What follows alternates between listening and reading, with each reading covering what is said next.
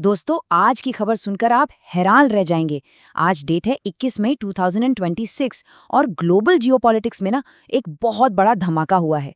आज हम एक ऐसी न्यूज़ का ब्रेकडाउन करने वाले हैं जो सीधे यूरोप से आ रही है और जिसका असर पूरी दुनिया पर पड़ने वाला है। भारत ने इटली के साथ एक ऐसा गेम चेंजिंग एग्रीमेंट साइन किया है जिसने सबका ध्यान खींच लिया है। तो एकदम फोकस के साथ बैठिए क्योंकि आज का ये विश्लेषण बहुत ही धमाकेदार होने वाला है। रुको, पहले ये सुनो। प्राइम मिनिस्टर मोदी ने रोम का दौरा किया और इटली के प्राइम मिनिस्टर जॉर्जिया मेलोनी से मुलाकात की। और मीटिंग के बाद जो स्टेटमेंट बाहर आया है ना, वो कोई नॉर्मल डिप्लोमेटिक बात नहीं है। दोनों देशों ने अपने रिश्ते को सीधा स्पेशल स्ट्रेटेजिक पार्टनरशिप का नाम दे दिया है। ये सिर्फ एक पेपर पर किया गया साइन नहीं है, बल्कि जियोपॉलिटिक्स के शतरंज पर चली गई एक बहुत बड़ी चाल है। अब आप सोच रहे होंगे कि ये स्पेशल स्ट्रेटेजिक पार्टनरशिप आखिर भला क्या है। मैं आसान भाषा में समझाता हूँ। ये इंडिया की डिप्लोमेसी में किसी भी देश को दिया जाने वाला सबसे टॉप लेवल का दर्जा है। इसका सीधा मतलब है कि अब इंडिया और इटली सिर्फ व्यापार नहीं करेंगे, बल्कि सिक्योरिटी, ट्रेड और टेक्नोलॉजी, इन तीनों सबसे क्रिटिकल मोर्चों पर एक साथ मिलकर एक्शन लेंगे। तो दोस्तों, यही है असली मामला, समझे? ये कोई आम दोस्ती नहीं, बल्कि हाई लेवल का डिप्लोमेटिक ट्रस्ट है। अब समझना ये है कि आखिर इटली ही क्यों? क्योंकि इटली का जियोपॉलिटिकल वेट बहुत भारी है। इंडिया और इटली के डिप्लोमेटिक रिलेशंस 1947 से चले आ रहे हैं। इटली यूरोपियन यूनियन का बहुत पावरफुल मेंबर है, साथ ही ये नेटो का भी कोर मेंबर है। और याद है ना, 2024 का G7 समिट भी इटली ने ही होस्ट किया था। मतलब ग्लोबल स्टेज पर इटली की आवाज बहुत सॉलिड है। और यहीं पे एंट्री होती है भारत की एक्ट वेस्ट पॉलिसी की। इंडिया अब सिर्फ साउथ एशिया या पर्शियन गल्फ तक नहीं रुकने वाला। इंडिया अब सीधे यूरोप के अंदर अपनी मजबूत पकड़ बना रहा है और इटली इसमें एक बहुत बड़ा गेटवे साबित हो रहा है। ये एक बहुत ही कॉन्फिडेंट और एग्रेसिव फॉरेन पॉलिसी मूव है। अब ध्यान से सुनो, ये नंबर बहुत जरूरी है।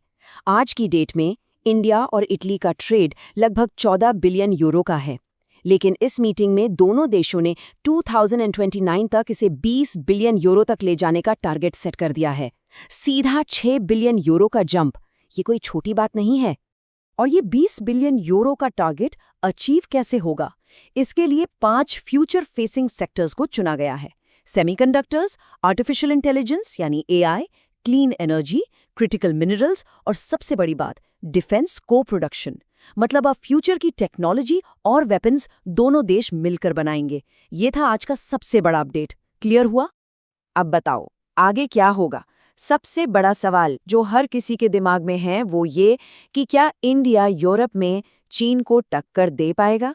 चीन जो अपने बेल्ट एंड रोड इनिशिएटिव से पूरे यूरोप में घुसने की कोशिश कर रहा है, उसको कैसे रोका जाएगा? और यहीं पर आता है इस विजिट का सबसे बड़ा मास्टर स्ट्रोक, IMEC यानी India middle east Europe economic corridor. याद है ना, इसे 2023 के G20 न्यू दिल्ली समिट में अनाउंस किया गया था। अब इस कॉरिडोर के लिए 2026 में एक मिनिस्टीरियल मीटिंग पर पक्की सहमति बन गई है। और यही असली बात है। ये तो चौंकाने वाला है यार। चीन के BRI प्रोजेक्ट के सामने इंडिया ने एक सीधा और तगड़ा ऑल्टरनेटिव खड़ा कर दिया है। ये IMEC काम कैसे करेगा, इसे थोड़ा लॉजिकली समझते हैं। सामान इंडिया से निकलेगा, मिडिल ईस्ट से होते हुए सीधा यूरोप पहुंचेगा। और यूरोप में एंट्री कहाँ से होगी? इटली के मेडिटेरेनियन पोर्ट से। ट्रिएस्टे और जेनोआ के पोर्ट्स इस पूरे गेम के सबसे क्रूशल पॉइंट बनने वाले हैं। इसके अलावा इनोवेटी इंडिया इनिशिएटिव भी लॉन्च किया गया है, जो दोनों देशों के टेक स्टार्टअप्स को फुल बूस्ट देगा। 2027 को year of culture and tourism भी डिक्लेयर कर दिया गया है। और तो और मैरिटाइम सिक्योरिटी, स्पेस रिसर्च और काउंटर टेररिज्म में भी दोनों देश मिलकर काम करेंगे। चलिए अब आते हैं दूसरी बड़ी खबर पर। जियोपॉलिटिक्स से थोड़ा गियर शिफ्ट करते हैं। इस रोम विजिट के दौरान एक और हिस्टोरिक मोमेंट हुआ। प्राइम मिनिस्टर मोदी को रोम में एक बहुत बड़े ग्लोबल अवार्ड से सम्मानित किया गया। आखिर ऐसा क्या हुआ कि रोम के अंदर एक भारतीय प्रधानमंत्री को इतना बड़ा सम्मान मिला? इसके पीछे है FAO। इसके कुछ फास्ट फैक्ट्स दिमाग में बिठा लेना। FAO यानी फूड एंड एग्रीकल्चरल ऑर्गेनाइजेशन। ये यूनाइटेड नेशंस की एक स्पेशलाइज्ड एजेंसी है जिसका काम है दुनिया से भूख को खत्म करना।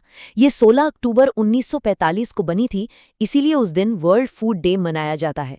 इसका हेडक्वार्टर रोम में ही है और अभी इसके डायरेक्टर जनरल क्यू डोंगयू हैं, जो चाइना से हैं। तो एफएओ ने पीएम मोदी को अपना सबसे प्रेस्टिजियस अवार्ड दिया है, एग्रीकल्चर मेडल।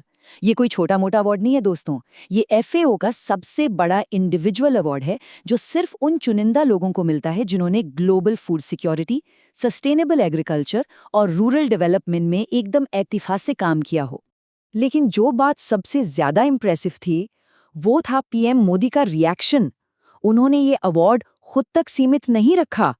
उन्होंने तुरंत कहा कि ये अवार्ड इंडिया के किसानों, मछुआरों, पशुपालकों और एग्रीकल्चरल साइंटिस्ट्स को डेडिकेटेड है, क्योंकि असल में ग्राउंड पर मेहनत करके भारत को फूड सिक्योरिटी में इन्हीं लोगों ने इतना मजबूत बनाया है।